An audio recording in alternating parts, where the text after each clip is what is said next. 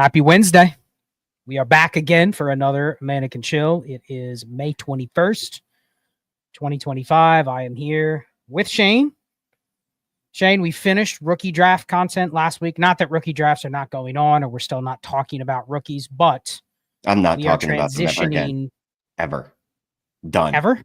If I get any questions on here, I shut the show down. I end it. I hit end stream. All right. Well, Shane laid down the law, but yeah, we're transitioning for the summer into kind of talking about roster building, team building, getting prepped for the season that we know is ahead. And that is the title of tonight's episode. Dynasty growth and the grind of a dynasty season. And I put in the description, Shane, that we've been playing for a long time. And we've been through many iterations of ups and downs. We've seen lulls in the market. We've seen trends where pretty much every position has been the league winning position. Values have been all over the place. But I just want to kind of talk through things we can do throughout the summer to prepare ourselves for the grind of the season. Because I'll be honest, as a content creator, we don't have a lot of time to do stuff during the season. It's like managing lineups, scrambling to react to what happened this past week or what's going to happen for the next couple of months. But that's it. There's not a lot of like team building that is done during the season, at least for me. I don't know about you, but how are you doing? And what do you think about that specific topic or comment? Living the dream, baby. Living the dream. Team building. Yeah, I guess you're right. Cause in season, it's all about how can I win? Right. Like what's going to get me there? So you do kind of, I'll take on another old running back. I'll take on two old running backs. This 30-year-old wide receiver, sure, I want them. You don't think in long term, but hopefully you build up enough of a war chest, built a strong enough roster now in the offseason so that when the regular season comes, you can use those assets. You can use those players to make other moves, right? It's the accordion strategy. In the offseason, you expand. In the season, you condense. And that's kind of like how I always see it, even through the various iterations of Dynasty fantasy football over the last, decade, right? There's some truisms that remain true and will always remain true. And that's one of them to me. Yeah, I want to talk through some of those things that we can do over the summer. Forget about startups. I'm sure we'll do some more startup content where we're talking about building teams from scratch. I know there's a question in the comments about taking on orphan teams, doing dispersals. I think we can cover those. We did the dispersal episode where we both took an approach specifically to a dispersal pool that was limited and shallow. I actually kind of like how those teams shook out for us with the draft picks now that we have all of our picks made. Maybe we can revisit that over time during the summer. But I just want to talk about some of those things that we know are going to come up. And put your comments in there. If you have trade questions, maybe you want to save those. Just hint. Something that we'll be launching very, very soon. More to come on something specific to Shane and I doing a trade show. But I want to hear from the audience about some strategy things that you can do today. Do you have any examples of things right now? Rookie drafts are over. Waivers have already run. People are starting to fire out offers for things they want to do to prepare for the season upcoming. Any things you're looking at? I have a couple just really, really minute roster construction tips that I'll give, but anything that comes to your mind? So from a basic, I don't want to curse because I don't know how far along we are from demonetization. But from a basic overall level, and I know people will hate this, right? I absolutely know they will. I do start looking at my starting lineups. I do. I start going, do I have enough to actually have a competitive starting lineup? If everything breaks, right? I don't know who's going to be good next year or not. Things can happen. But based off what I know, available information, do I have what's a strong enough lineup to compete next year? Do I have enough depth? And depth for me is very, like one or two extra players. I don't need a lot. That's generally what I'm looking at. And if I don't, is it too early to be looking at, and people hate this too, but this is kind of being in a portfolio strategy, but I think it's more about being a realist, looking at some of my teams and going, yep, 2025, the rookie draft has come and gone. And that's where all my hopes and dreams were. Now I can look at it with a sober view and go, no, this team is not going to be good enough even if everything goes right, and I'm still gonna need to continue to build towards 2026 instead of this year, competing now. That's just from an overall arching strategy, right? That's why I look at my starting lineups and then just expand from there and try to figure out, what am I doing with this roster? Where is this roster going to be? And yeah, there's 4 months until the season, 3 months until the season. But the sooner you jump on that and start making decisions, the sooner you can make moves that will hopefully guide you in the right direction. So I'll give you an example. Let's say it's a 12 by 11, 28-man rosters. You have a decent team. You think you have a playoff team, and your last couple flexes are Stephon Diggs and Chuba Hubbard. You'd like to upgrade, but obviously trying to trade those two players away today is probably not a great idea, because you're not going to probably get the value they could bring to your roster that you consider yourself a playoff team. What do you do if you're in that circumstance where it's a clear, I would like to upgrade at 3 or 4 spots, but what I have is not necessarily going to give me credit on the market? And great, yeah, I can sell both those guys for 2 seconds. I get 2 seconds for you. Give me both of those players.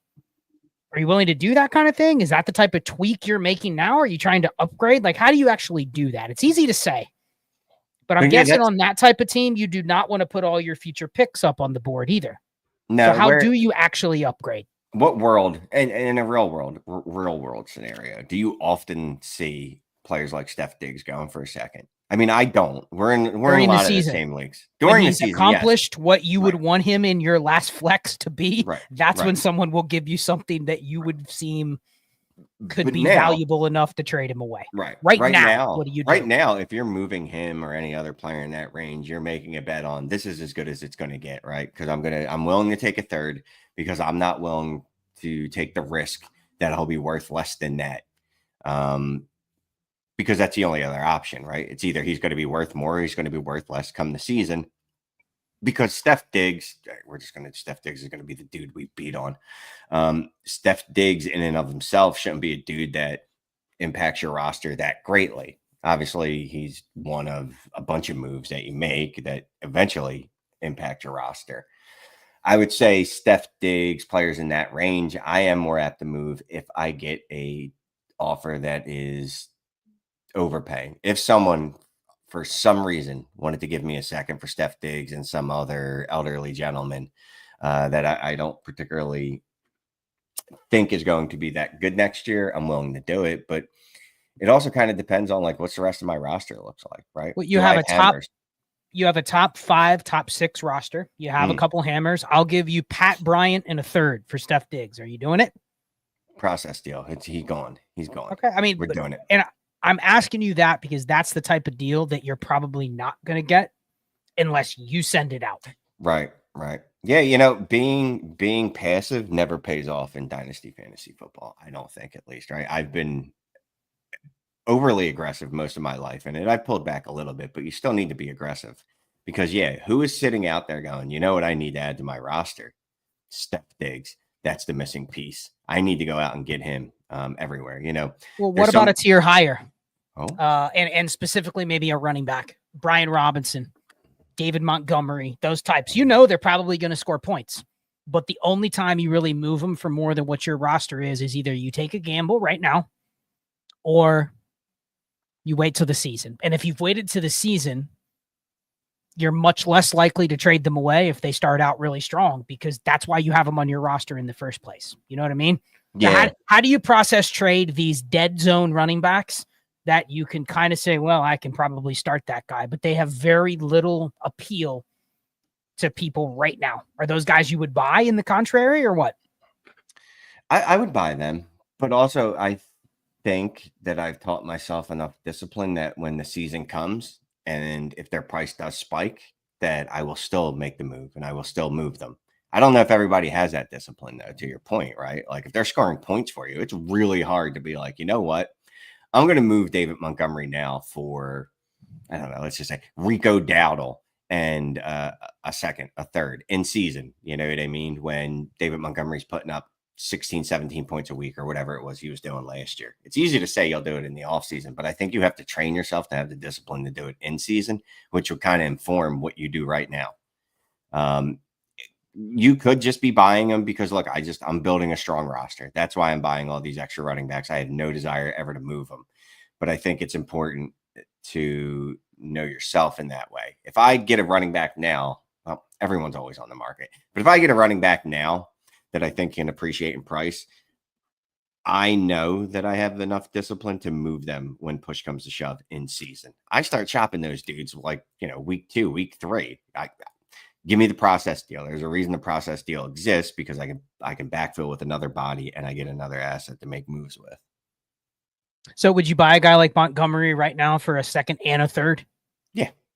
So here's the thing. But why?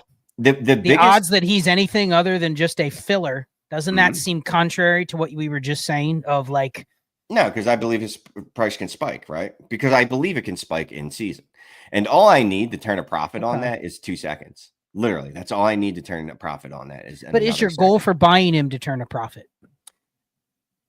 Some people might be, some people might not. But either way, he's a good investment for me. If you're not planning on buying him for an investment, you're probably better served holding until the season because you don't know which running backs are going to come out of the dark. You don't know which running backs are going to get injured, if any. It probably won't be like last year where everyone stayed healthy. You can't predict those things, right? So why try to do it now? Why not just wait until the season and at that point buy the known?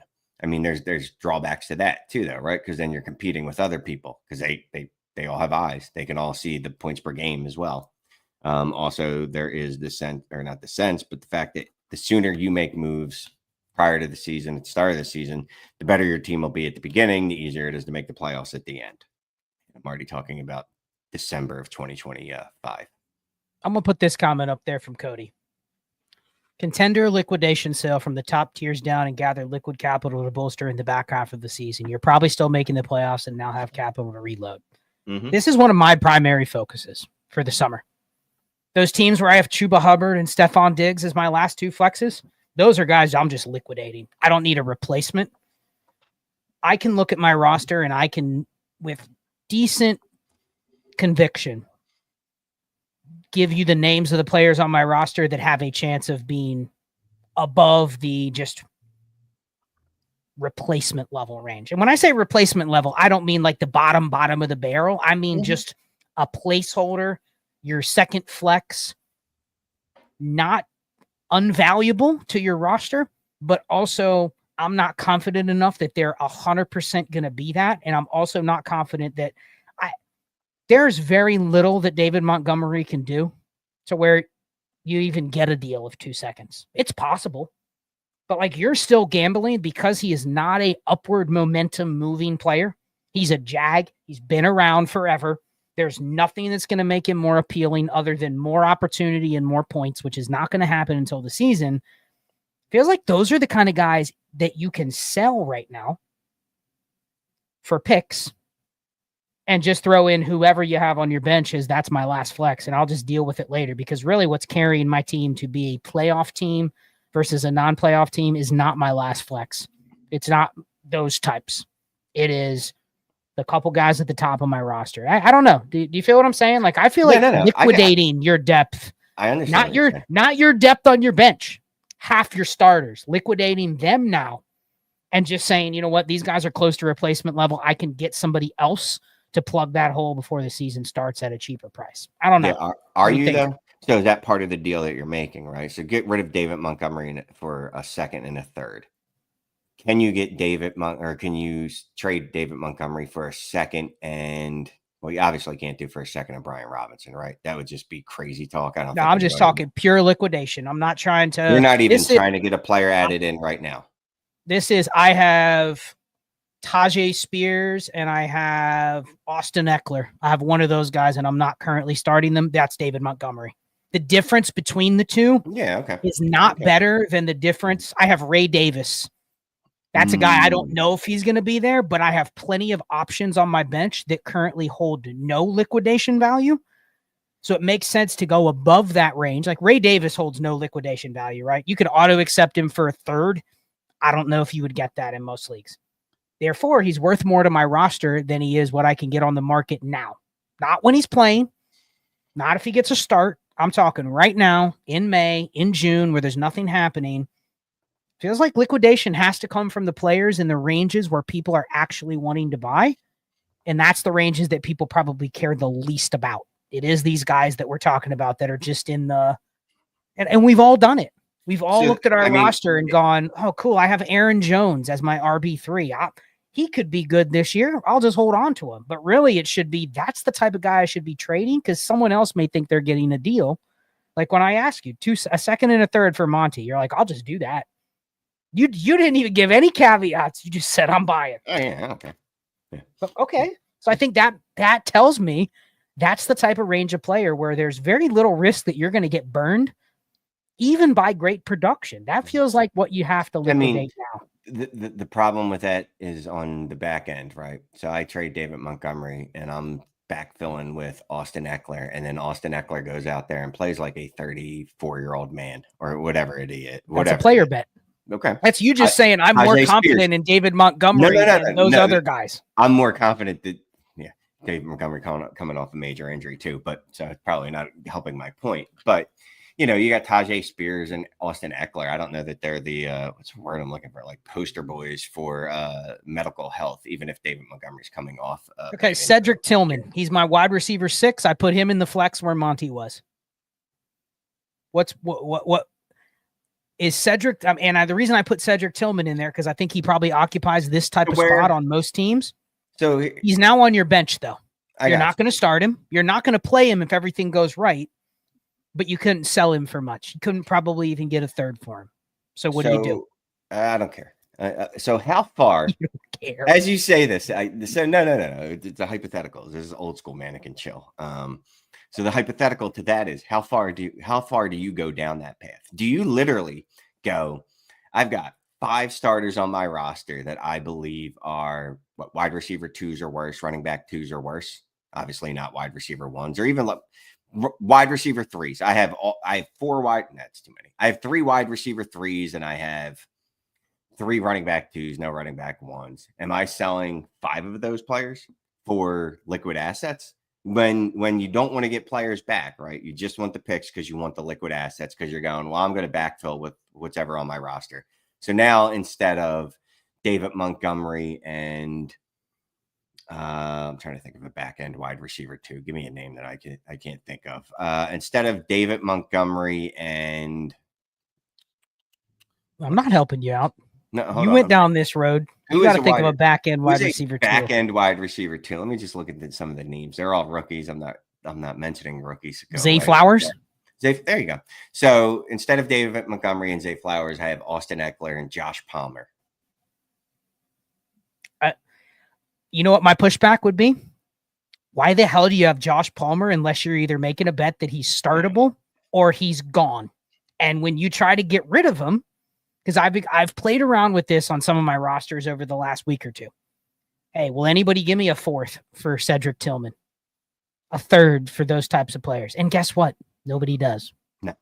So I'm looking at some of my rosters. I'll just give you an example. I have a 2 PPR for tight end league, okay? And it's also a league that has a little point per carry. So you can just picture that a tight end and a running back can make the flex just as good as a wide receiver 2, wide receiver 3. Make sense? Mm-hmm. So I have my receivers are locked up. So I have Amon-Ra, Nico Collins, Garrett Wilson, Jerry Jeudy. Those are my receivers. Okay. So I'm fine there. But then I have 5 tight ends that I would consider top 24, but none of them top 5. And then I have probably 8 to 10 running backs that are in the Chuba, Travis Etienne, Braylon Allen type range where I don't know what they're going to be, but I'm guessing a lot of them are going to shake out to have some sort of role. So I'm looking at my team going, I have 3 or 4 hammers. I have good quarterbacks, but in my 3 flexes, probably 4 flexes, because it's a league where you can start an extra flex.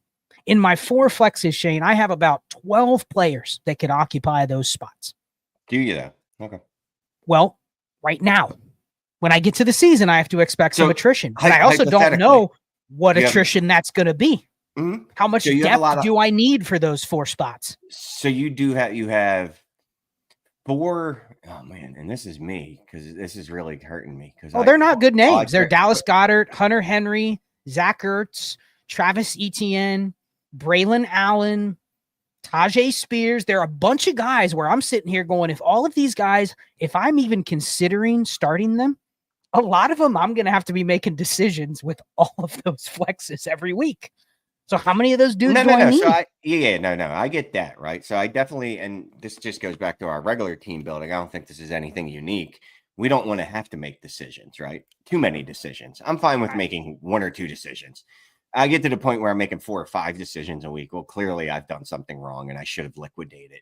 I'm talking about like from a perspective, like you're not that deep. You're in a position where you're making maybe 3 decisions, right? So if you get rid of David Montgomery and I don't know. And I can't think of the back end wide receiver too. I want to add to the mix, but so you're okay moving David Montgomery now, but you get to in season. Now you're left with 1 decision because you've liquidated so much.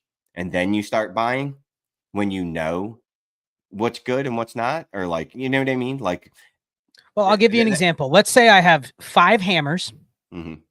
And then I have 6 spots where I don't have a top 100 starter. That's not a team that you would just punt because I have 5 hammers, right? I have Josh Allen. I have Jahmyr Gibbs. I have Amon-Ra St. Brown. You're not punting with a team like that.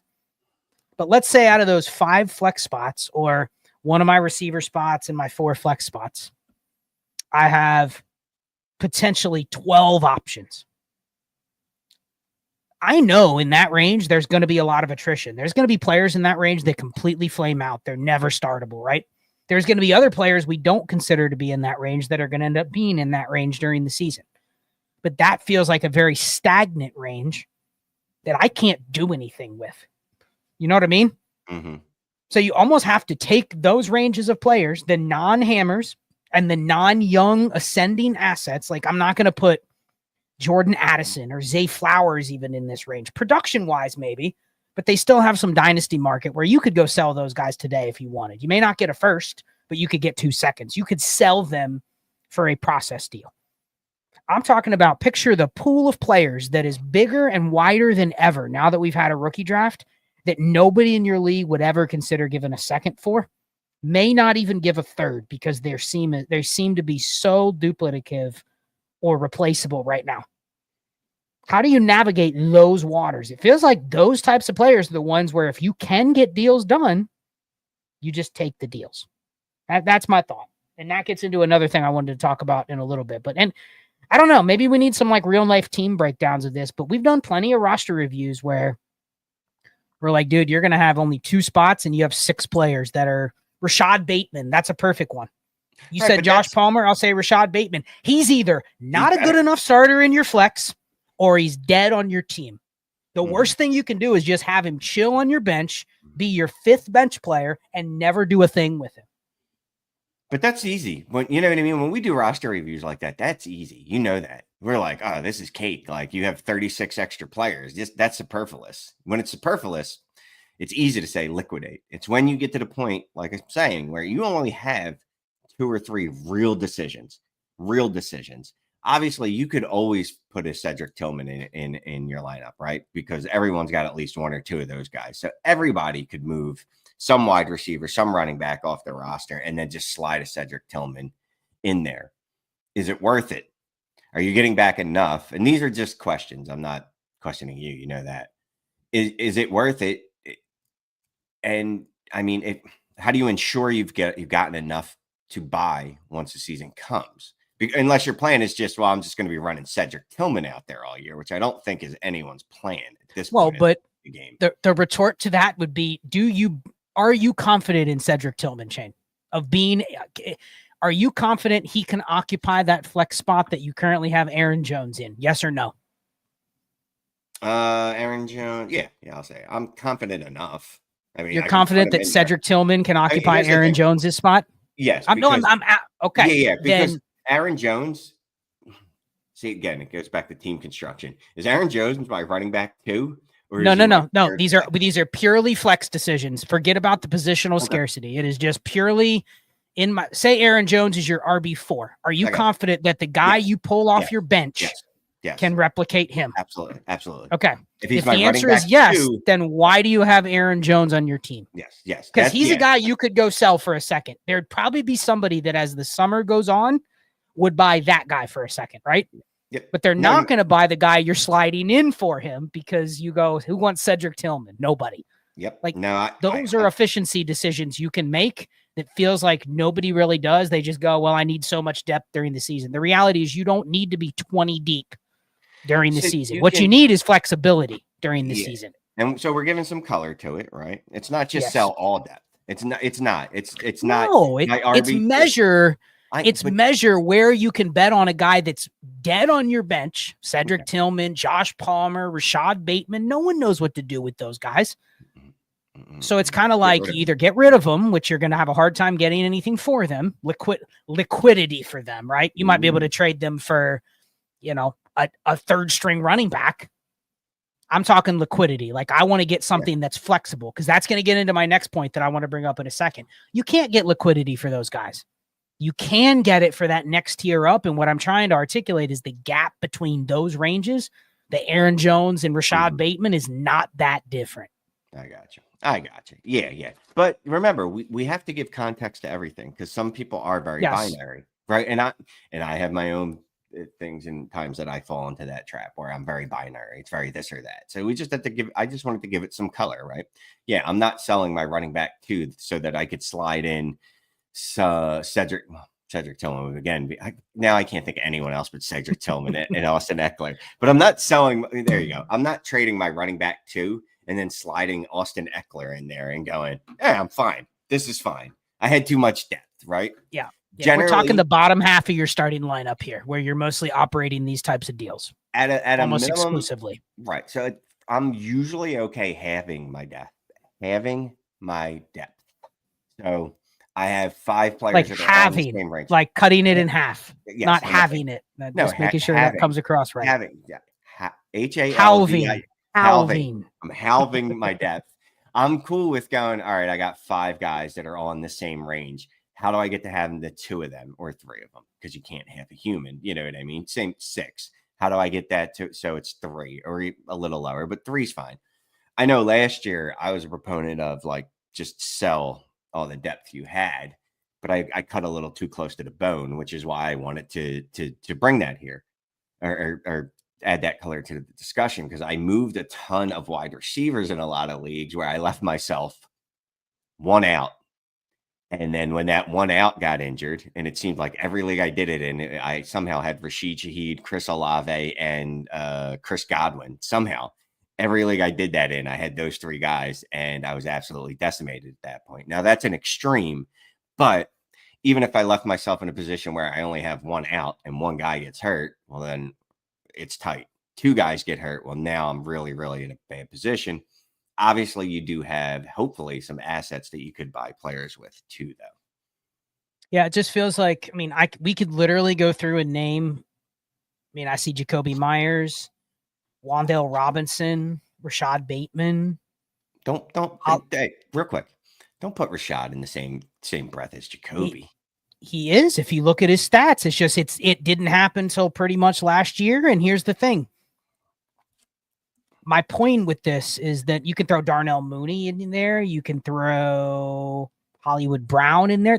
These guys are worthless unless you make a bet on them that they're either going to be useful or not. You know what I mean? Mm-hmm. So like we're trying to go through and go like most people ask, well, what do I do with Josh Palmer? What do I do with these types of receivers? And the answer is nobody wants them.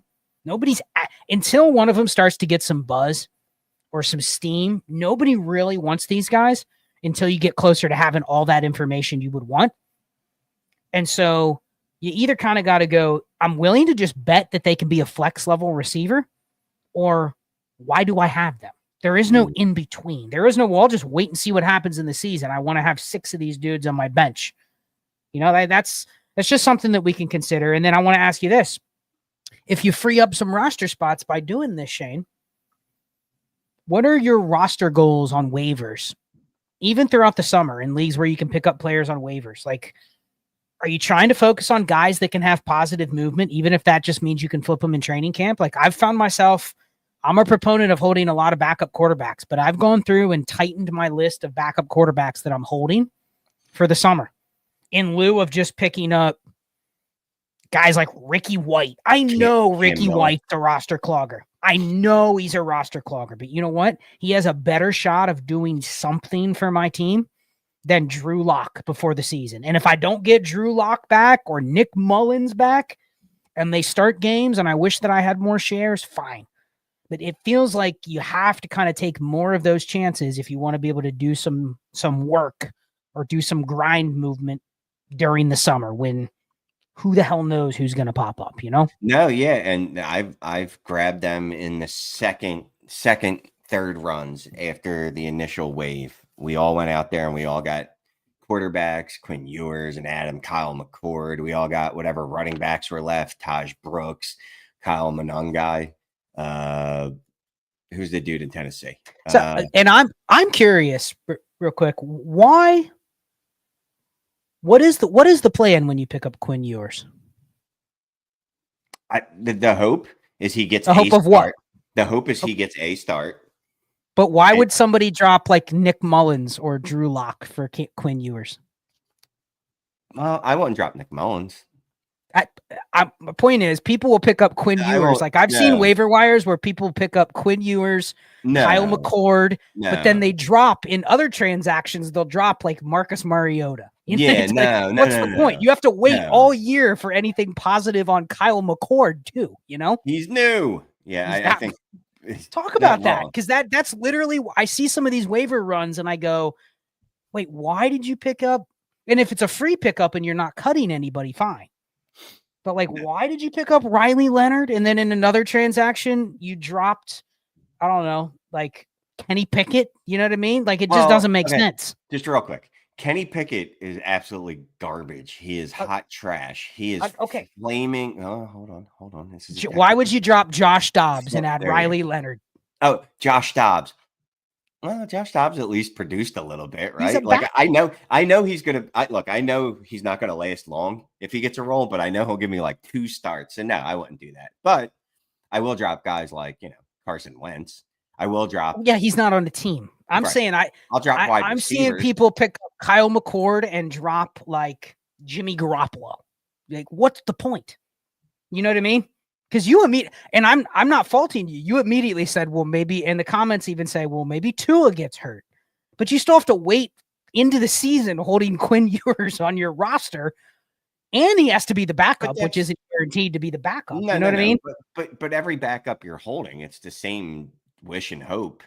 They're all that same. But then swap the new guy out for the old guy when you have to wait until November to even get a result. Wouldn't you rather? Yes. Isn't the whole point of dropping the backup quarterbacks to try to get some positive results that actually could manifest? You know what I mean? Like Jimmy Horn, Restrepo, those types. Like, those guys are getting drafted now, but the next iteration of those guys, wouldn't you rather have them versus backup quarterbacks that are not going to fire till the season?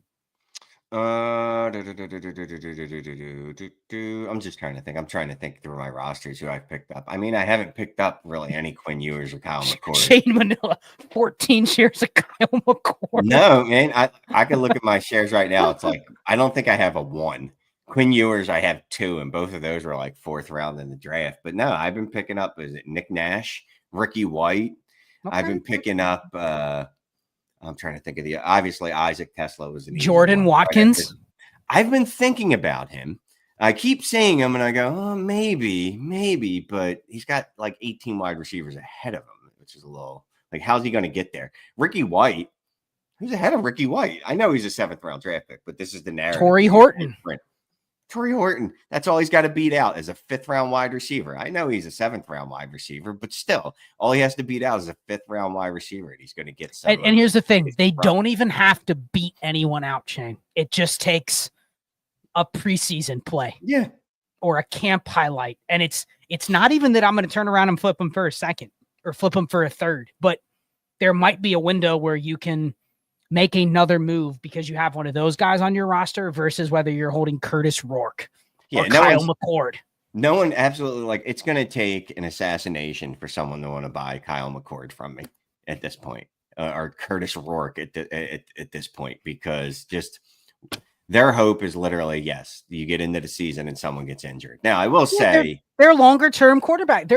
Their longer term could be a backup, could be worth rostering in the future if there's an injury type plays. It's just weird to drop another quarterback, cut backup quarterbacks to pick up 7th round pick quarterbacks that are hoping to become backups. You know, it's weird to Diaz's point, and he, it's kind of funny, but new things are worth more than old things.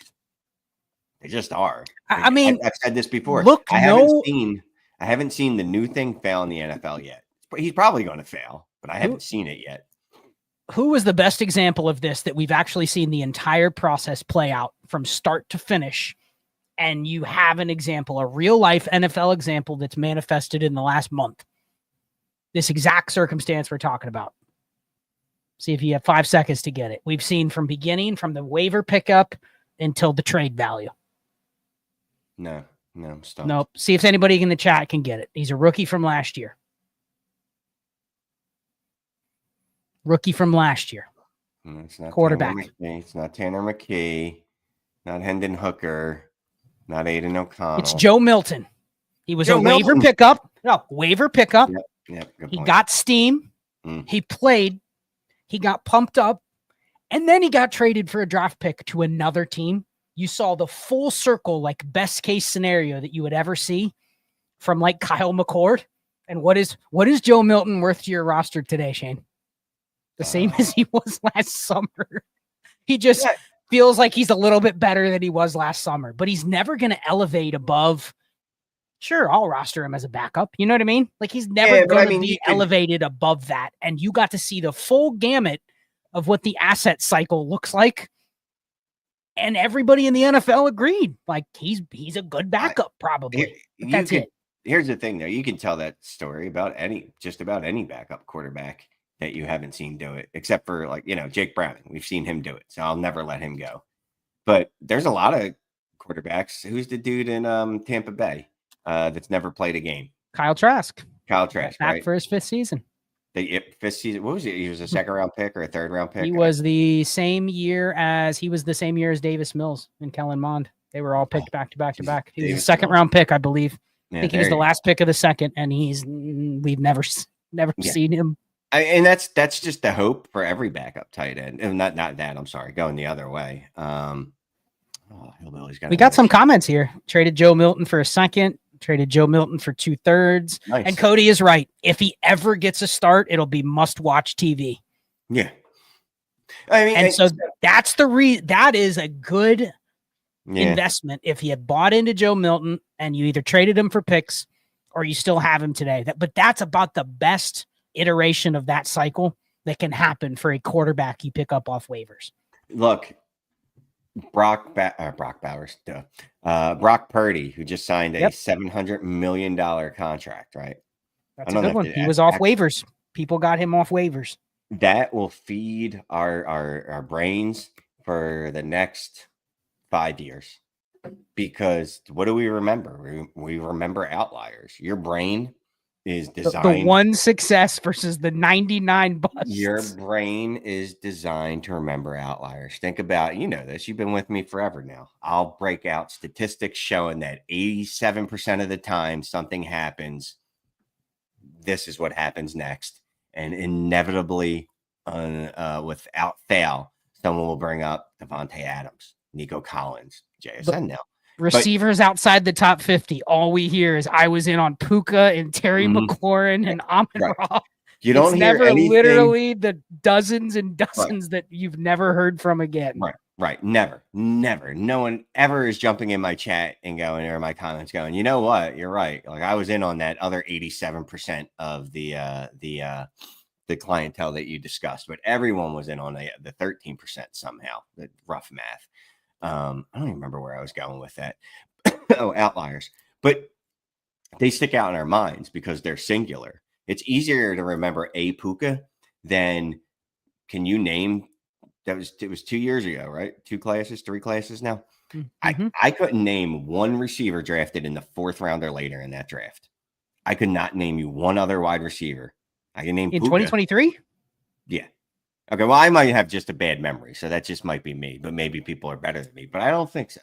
I don't think so. I mean, that was the Trey Tucker, Charlie Jones. Yeah, you're a degenerate. Dontavian Wicks. You are a beyond Trey the Palmer. pale degenerate. Beyond the pale degenerate, okay? Real human being. I can't name them all. There's way more probably that I'm forgetting. There was probably 87 wide receivers drafted in that draft, give or take. My math might be off by about 60. But either way, there was a lot of wide receivers drafted, but you're only going to remember the outlier because there's only one of them, right? Mm-hmm. Like Kanye said, it's only one of me. There's whatever, thousands of them, whatever it is. I gotta go look it up right now. Yeah, dude, I know this because I'm always on draft position. I love that site. I don't even know the actual site because I just type in draft history by wide receiver, and I'll just go through the list because I have nothing better to do with my life. And I'll do the same thing with running backs, and I'll go, oh my God, I remember that guy. I remember how much the community loved him, including me. And then I completely forgot the name. Look, we do that in the Heisman chat, and if you're not part of the Heisman chat, you really should join ddfantasyfootball.com. Yes. What? That's not the right name? We've only been here for a long time, and you're still like, wait a second, I get the website right, even though it's right underneath me. If I look at my screen, it's right there. It's ddfantasyfootball.com right there. So you can get half off your first month. Use the promo code that's in our description. I'm telling you. 1 month, just give it 1 month. That's all I'm asking. 1 month. If you don't like it, leave. Bye. I'll give you back your $6. I'll give it back to you. You won't, though, because you'll want to stay because it's a great site. Besides the fact that the site itself is dope, the War tool, the Trinity tool, awesome. The community on Discord is the best community I've ever been in, and it's not just because it's the latest one I'm in. Trust me. The discussions that go on there, even though I get angry at some people sometimes and have to pull out, the discussions that go on there challenge you, and they really do make you sharper. Iron sharpens iron, right? So join that. My point before I started being a company shill was what were we talking about? I don't know, but I looked up the day 3 receivers, or the receivers that were drafted before Puka. You want to hear the names? So Dontavian Wicks, when that's the most successful one for the most part, that's not good. Okay. But before Dontavian Wicks, Justin Shorter. Have you ever seen him before? Penn State? Yes. Florida, Penn State before, and then Florida after. Yeah. Tyler Scott? Bengal? Cincinnati Bearcat, Chicago Bear. That's probably one of the reasons he failed. But anyway, Charlie Jones, kick returner. Darius Davis, kick returner. Yeah. Trey Tucker. Trey Tucker's actually been okay relative to what he's been. He's been a usable receiver. Michael Wilson, same thing. Josh Downs. Cedric Tillman. Josh Downs is a hit. Yeah, Cedric Tillman had a little run last year. Tank Dell's a hit. Rasheed Rice is a hit. Jaden Reed is a hit. Marvin Mims. Marvin Mims. These guys were all drafted in the 4th round. Cedric Tillman. They were all drafted in the 3rd. No, I'm talking 4th round or later. Yeah, well, the 4th round or later, there's actually the names aren't that much worse. There's usable guys that were below Puka, but the point is how many? But there's below Puka. Yeah, there's only one Puka though. Yeah. There's other guys that you're like, oh, that's cool. I got a wide receiver 4. Nobody's comparing any of them to Puka, but the point is there's one Puka, and within 75 picks above and below him, there is another 25 receivers, and most of them suck. When Josh Downs, Cedric Tillman, those are the best ones. Then. Yeah. And the hits, and Josh Downs broke 10 points per game in both his rookie season and in his second season. And he's probably good. If he wasn't on the shitty Colts, he'd probably be good. I like Josh Downs. Yeah, I like Josh Downs. Cedric Tillman had a nice little run until the concussions, unfortunately. But all Tank Dell was good without the injury. So there was a couple, but there's far more failures. And then just times that by, I don't know, every draft. You know what I mean? We talked about last year's class was... and people value because of Puka and Tank Dell, and even whether they were good or not, even Dontavian Wicks and Cedric Tillman and Marvin Mims, people at least were like, okay, I don't mind having these guys. They're okay. You know what I mean? They could still be good. People bought in hook, line, and sinker last year to A.D. Mitchell, Jalen Polk, Malachi Corley, Jermaine Burton, Roman Wilson, Luke McCaffrey, Troy Franklin, Javon Baker, Devontae Walker. All those guys went between the late second and the very early fourth. And they all got drafted, except for Devontae Walker. They all got drafted in the late second to late third. Yeah. So that's just why you remember Outliers. The beginning of that conversation is because there's usually one or two of them, as opposed to the failures where there's literal dozens. You know what I mean? If you go through it, it's literally dozens. And it's hard to remember all those people, until someone brings their name up and you go, oh, I remember that guy. I liked him a lot. I loved Leonte Carew. So let's talk about real quick the last 15 minutes. Oh, I did put the code in there. Let me put it up. This is the last day to get a roster review. You've got this discount code. You have. Are we counting West Coast, even though it's not a real time zone? If you're interested in a roster review, go to the website, ddfantasyfootball.com, put in this code, you get 15% off. It should work through today, but I don't know exactly what time it expires. But if you can show that you tried to get one and it's 2 a.m, then we'll make sure you get taken care of. But just don't DM me at 2 a.m, because then right. But if you're like, I tried to buy one and it wouldn't go through, or I put in the code, it didn't work because it was past midnight Eastern or whatever. Like, just let us know. But if you're interested, this is the last day to take advantage of that. You can still buy one, but why not get a free 15% off if you can? And we'll go through this kind of stuff on your roster. Like, this is the kind of thing I'm going through my teams. And I'm going to be doing probably a weekly series of some sort where I'm going through my teams and showing people exactly what I'm doing. Because I do think these are the underrated aspects of, how you can build up that capital. I mean, in the ever-changing Dynasty game where things are very reactionary during the season, I think it's more important than ever to have flexibility and liquidity during the season, especially if you have one of these active leagues where people are willing to turn on a dime and start selling stuff at random points. It's like, where can you find deals where you can go, wait a second, I'll give you an example. I have a real life example of somebody that was coming after my RJ Harvey, who I just drafted. Okay.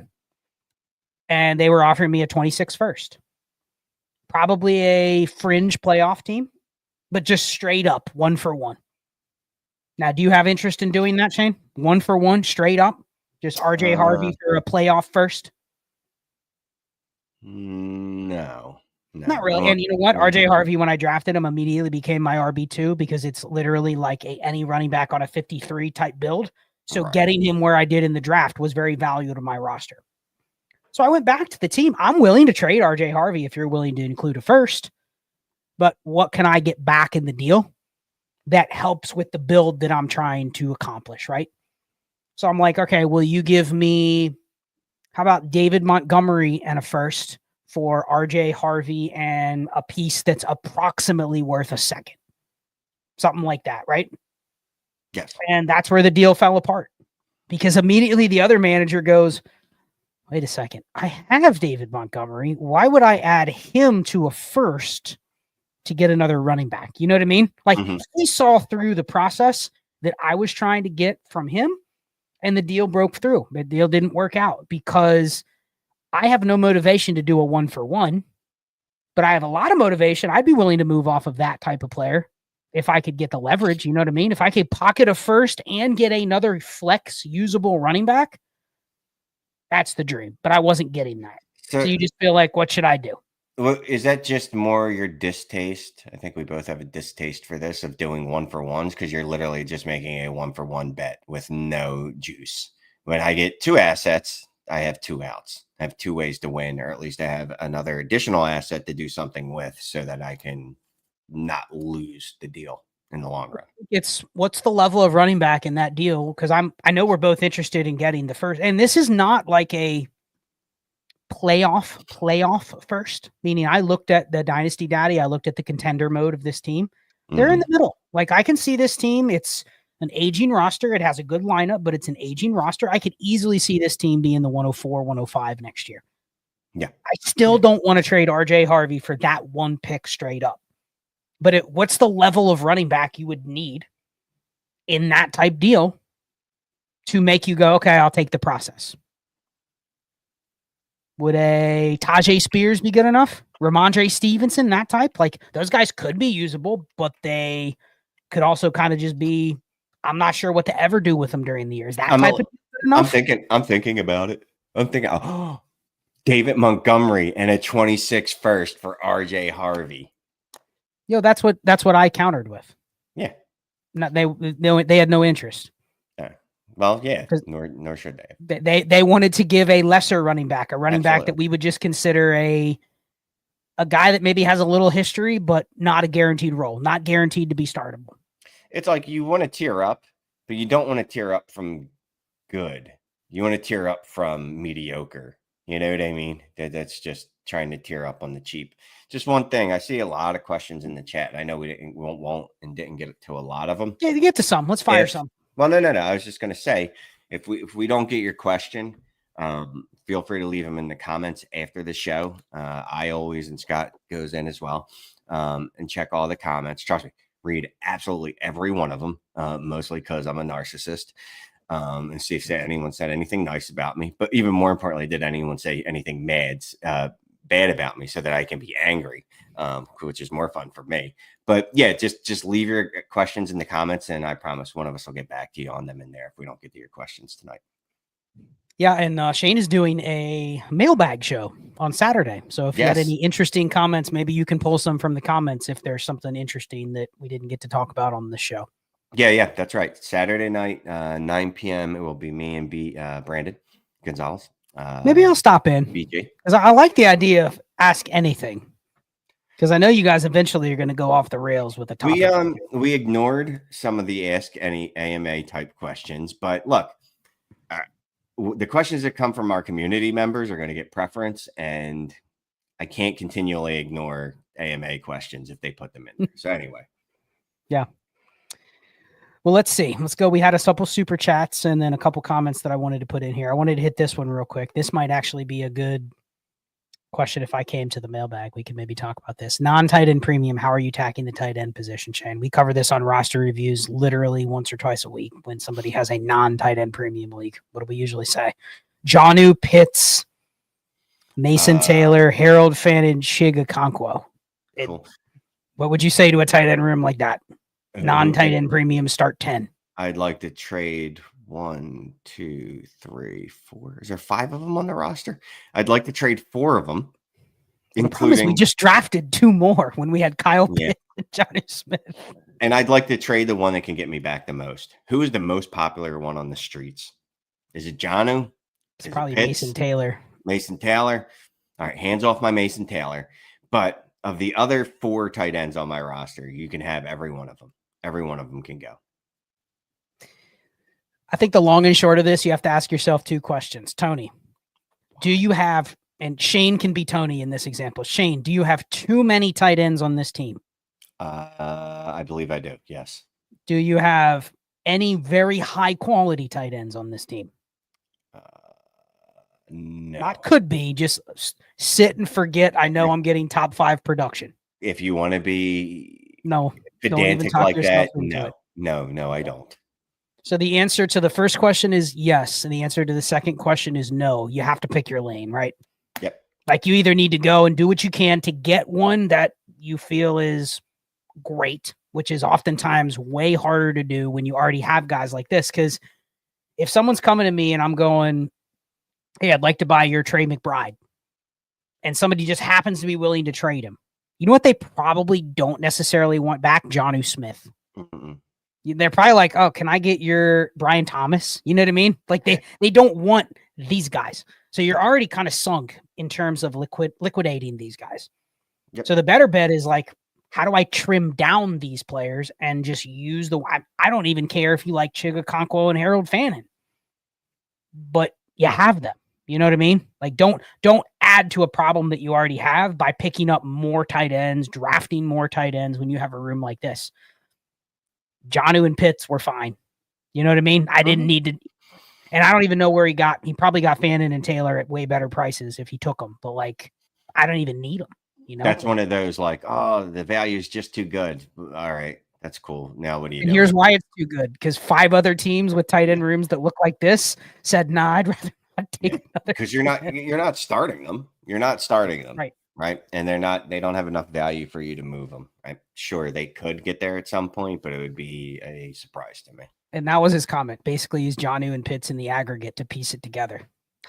I would have just planned on doing that again. Jonnu was just enough for me, to be quite honest with you. Yeah. All right. There's a few more I wanted to hit. We did have a couple super chats. I definitely want to get to those.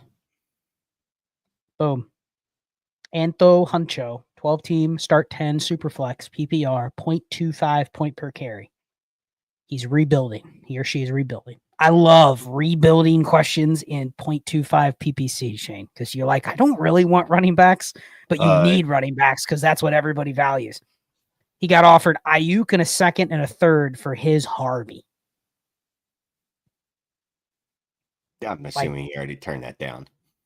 Yeah, accept or counter. I mean, obviously it's not accept because you know what? Like Brandon Ayuk isn't a good piece for a rebuild. No, and that's RJ Harvey will last longer than Brandon Ayuk if he doesn't bust. You know what I mean? So this person sending you Ayuk either thinks that Ayuk is a good piece for a rebuilding team or thinks you're an idiot. One of the two. Well, he thinks, because he's injured, you're willing to wait on him for another year. But like, he's a 27-year-old receiver with a terrible injury that is not a future. He's more Tank Dell and Christian Watson than he is an asset. Exactly. So hard no, hard pass. I appreciate them trying to send you multiple pieces, but no, I'll hold on to Harvey.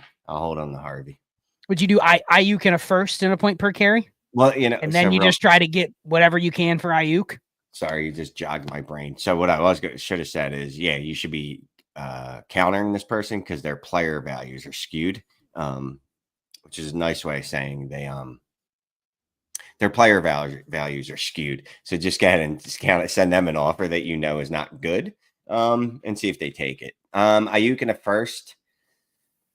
No, I'll just hold on to RJ. It's really a first, and then can I turn Ayuk into a second when there's word that he's healthy? You know what I mean? Something like that. That's right. No, I mean, it depends on how bad is the rebuild, right? Because there's some rebuilds, we've seen where it's like, oh, yeah, everything's got to go. Like you have no hope. If you're a no hoper, sure. But if I'm a year away, I have a ton of 26 picks that I can make some moves with. I'll just hold on to Harvey. Yeah, the tough part about this class is if you were a team that was tanking or rebuilding or retooling, whatever, like you still had to draft the running backs because in a 0.25 point per carry, if they pop, they're very hard to get. Like even if I have to take the risk of having them on a team where I can't use their early production, you want to have those guys in that format. It's always fun doing point per carry rebuild questions because like you still don't want to take the receivers generally. Yeah, absolutely. Spock sent us a super chat. Thank you. No context. Hampton or Rice versus AJ Brown and Bucky. He did put the team. Let me go back and find that. Hold on. Give me a second, Spock. That's the only problem. Did you see the team? No. What time was the super chat? There we go. Team below. Here it is. Here's the team. It is Amarian Hampton and Rashee Rice or AJ Brown and Bucky Irving. It's a tough team to evaluate because it's a 2 for 2. It's a receiver and a running back for a receiver and a running back. But here's the roster. If this was your team, would you be giving Hampton and Rice for AJ Brown and Bucky? It's really just a player take. Oh, would I give it? The two. No. Yeah. No. And you know why I wouldn't give it? It's close enough that I'm not really sure which side I like.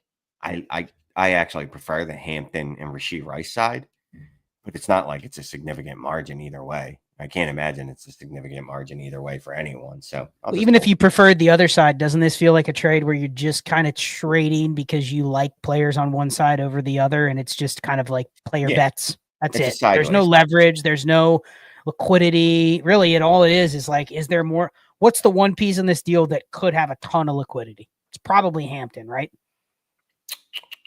Yeah. Rice. Don't you hope he becomes like, I don't know, Bucky Irving? That you can actually realize the value from, Yeah, I mean, look, because as much as I don't like Bucky Irving, that dude got value-wise up to 102, like value. So yeah, if Hampton hits that type of value, you'd be excited. I know he's the 102 now, but you know what I mean? Yeah, well, we are at 9:00. I do want to announce, Shane, any trade that was put in the comment, and I'm cutting it off now, otherwise we'll get 5 trades put in the comment immediately. Any trade that we did not get to, we are going to put in to the first trade show that we're going to do. you want to announce it? You want to announce the name? Are you ready? Or do we hold off? I think if anyone announces it, it probably should be you, just because of the difficulties that English sometimes poses to me. So it won't come out smooth. Let me see if I have. We close Let me see enough if I to launch. have. I teased it on the Undroppables. I was did a podcast with Jax Falcone, awesome dude, really smart. Did a podcast with him last night, and I pretty much stated that there's going to be a new show. Haven't mentioned all the names. There is, yes, there is going to be a new trade show. It is going to be debuting here in the next 2 weeks. It is going to be the Dynasty Deal Show, and it is just going to be us ripping trades. So the layout will be similar. We will have a host. The host will be none other than Mr. Ty DeClaire. So we did that all gas trade show after the draft. That was probably one of the funnest shows, and we had probably some of the best feedback on any of the content that we've done. And so we're making it a show. The Dynasty Deal Show, it's going to be coming out weekly. It'll be an hour long where we are just taking your trade questions. And so any trade questions that were left in here, we are going to save, and we will do on that first stream. And I don't know how exactly we're going to post it, but we'll let everybody know. But we do need some trades for that, and we'll probably stream it live to the Discord.